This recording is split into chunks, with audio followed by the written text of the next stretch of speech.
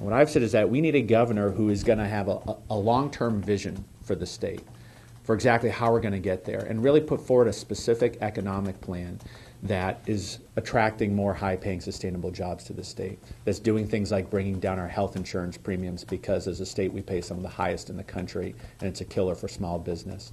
Bringing down our electric rates, because even though we're a net exporter of energy, we pay the fifth highest electric rates in the country.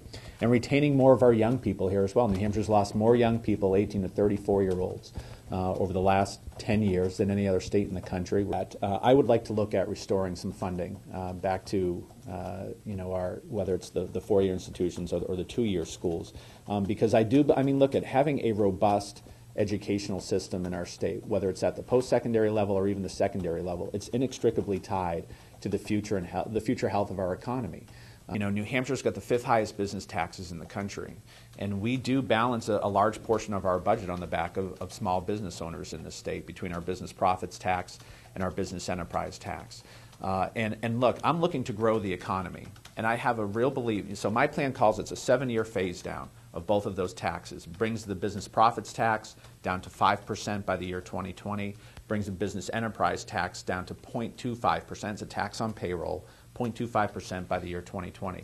I firmly believe if we did that as a state, what you're going to see happen is very similar to what happened when Giuliani in New York City slashed their business taxes. You become a more business-friendly place. You become a better place to do businesses. Companies are keeping more of their money. They're growing more jobs here, and you're going to see more industry moving into the state by doing that. So your economic base expands. And so by the year 2020, you will see that we have more revenue from our business taxes than we would have had otherwise if we had kept them the same. But I will tell you that, to me, investment in infrastructure in our state is vital to the growth of our economy.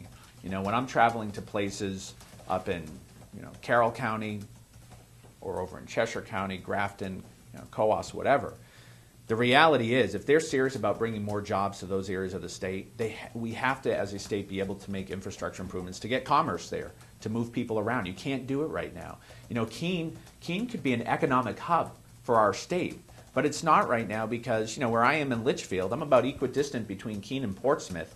It takes me 45 minutes to get to Portsmouth. It takes me an hour and a half to get to Keene, and my cell phone drops 4 times while I'm driving out there. There have been some things that went on in this last legislative session that I publicly spoke up against, and was printed in another newspaper.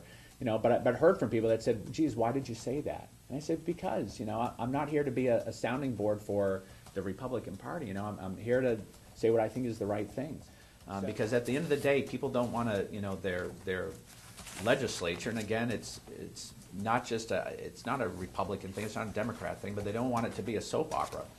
They just want them to be getting the job done. And if there's going to be disagreements, let those disagreements be on the issues. Let them not be about personality conflicts."